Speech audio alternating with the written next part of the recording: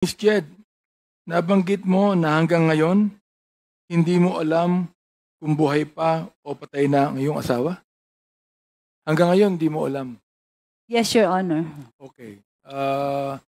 Mr. Wilkins, alam mo ba na patay na si Alan T? Mr. Chair, wala siya doon sa laboratory when the time was when we raided the laboratory, Mr. Chair. So hindi mo rin alam kung buhay Hindi siya. ko alam, Mr. Chair. Okay. So, ayan. Miss Jed, narinig mo ang sinabi ni Director Wilkins na hindi rin niya alam kung buhay o patay ang asawa mo.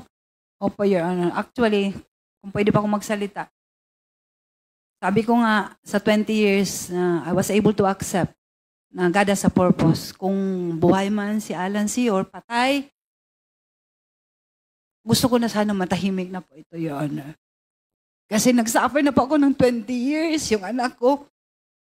Di ba kanina sabi nga ng may decided na may finality na po yung kaso namin. Wala na akong magawa eh. Pero siguro tama yung sinasabi sa Bible na Proverbs 13:23 na for lack of justice there is waste. By waste talaga. Kasi yung buhay namin ng kami, magkapatid. Supposedly, hindi kami nagpapagasto sa gobyerno, sa pagkain, sa rasyon, sa kulungan. Siguro mas productive ko pag nasa labas. Pero sa nangyari, anyway, sabi ko nga, wala na kami magawa. Tapos na eh. 20 years, hindi ganun kadali. Pero with God's grace po, He has a purpose at naging makabuluhan ng buhay ko sa kulungan. At yun ang pinapapasalamat ko. Sana po, bigyan na po ng peace ito kasi parang useless din, Your Honor. Dahil hindi na po maibabalik lahat ng na-damage sa buhay ko. Salamat po sa inyong attitude. Ilan taon pa po kayo sa kulungan, Miss Jed? Ilan taon pa po kayo sa kulungan? Nakawala na ba kayo o ano ba? Ang status nyo ngayon? Actually po, Your Honor, as far as I know po, I have already served the maximum sentence po. Kasi nga, with the GCTA po, nagpapasalamat po sa Panginoon dahil nga, mayroon yung bagong batas. I was able to avail ng GCTA. So from jail, sa tulong ni God, I was able to maintain yung good attitude ko sa jail until sa correctional. And I am even the trustee mula sa jail hanggang sa correctional. At ito ay pinapasalamatan ko dahil it's a privilege. Privilege lang po ito. And siguro nga, sabi ko nga, may purpose si God.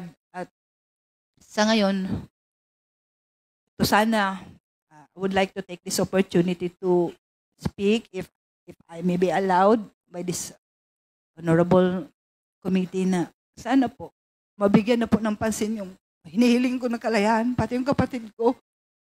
Kasi 3 years old pa po yung anak ko, mag-23 na. Ang hirap i-explain sa kanya kung bakit hanggang ngayon nandito pa rin kami ng kapatid ko. Ang iyong kapatid na convict din. Opo, Your Honor. Nasa Dapicol po siya. Kumusta na po siya ngayon? Sa awa ng Diyos nga, Your Honor, both of us, Wala rin din po siyang kasalanan. Pareho po kami, Your Honor. I will speak for my brother kasi kilala ko siya. Kumusta yung anak ninyo ngayon? Sa ngayon po, masasabi ko siguro sa tulong ni God, I tried to explain to her na God has a purpose. She must be strong. Sabi ko sa kanya, medyo nasaktan lang siya talaga. Dahil nga ito sa nangyari ngayon, bakit naungkat na naman ito? Dahil tapos na nga. Tumahimik na nga yung buhay ko sa 20 years sa kulungan. Bakit ito? Pero siguro, baka ito yung opportunity sana mapansin na makauwi na rin kami ng kapatid ko. At para na rin kung okay lang po na.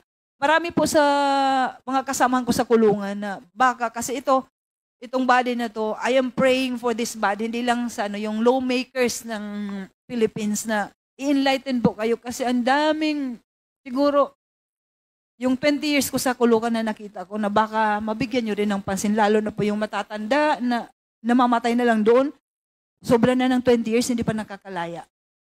Yun lang po sana maano ko na sana hindi lang po ako mabigyan ng pansin po yung mga nakakulong. Mr. Wilkins, alam ko po na mahirap din ang inyong kalagayan. Ano po? Pero alam nyo, tulad ng testimony po ni Miss Jed, kung totoo po yung sinasabi niya, you are guilty of human rights violation. Kung totoo yung sinasabi niya, Mr. Wilkins. Tama ho ba ako? I don't think so, Mr. Chair. Sabi ko, kung totoo ang sinasabi niya, you are guilty of human rights violation. Yes, Mr. Chair. You are. Correct. Yes, Mr. Chair. Kung totoo yung sinasabi Hindi, kung totoo, Yes, you Mr. are Chair. guilty Yes, of Mr. human Chair. rights violation. Kaya sabihin ko sa iyo, kung totoo ang sinasabi niya, hindi ka na makakatulog mamayang gabi. Mr. Chair, 20 years yan, Mr. Chair.